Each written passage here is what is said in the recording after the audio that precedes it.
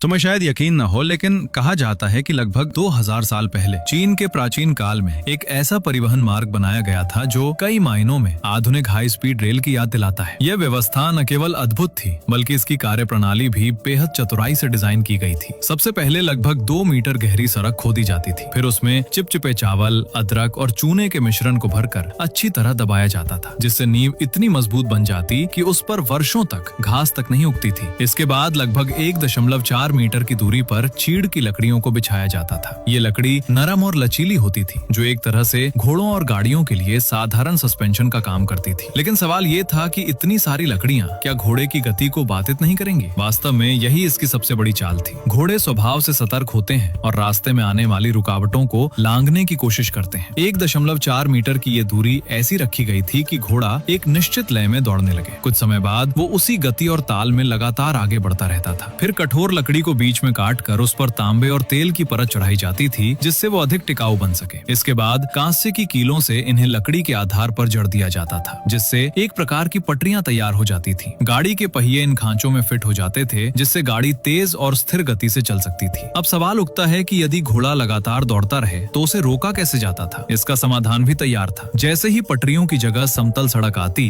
घोड़े की बनी हुई लय टूट जाती और वो स्वाभाविक रूप से अपनी गति कम कर देता। इसके बाद घोड़े को बदल कर यात्रा जारी रखी जाती थी। कहा जाता है कि इस व्यवस्था से प्रतिदिन लगभग 500 लीटर करीब 250 किलोमीटर की दूरी तय की जा सकती थी। साथ ही टक्कर से बचने के लिए 2 तरफा मार्ग बनाए गए थे, ताकि आने जाने वाला यातायात एक दूसरे को बाधित न करे। चौराहों पर विशेष मोड़ भी बनाए गए थे, जिन्हें हल्का सा धक्का देकर बिना रुके दिशा बदली जा सकती थी। इस मार्ग को छिनगुइदाओ कहा जाता था। इसका केंद्र शियानयांग था और इसका नेटवर्क शांशी तथा हेनान क्षेत्रों तक फैला हुआ था। ये मुख्य रूप से छिन राजवंश द्वारा सैन्य सामग्री और संदेशों के तीव्र परिवहन के लिए उपयोग किया जाता था।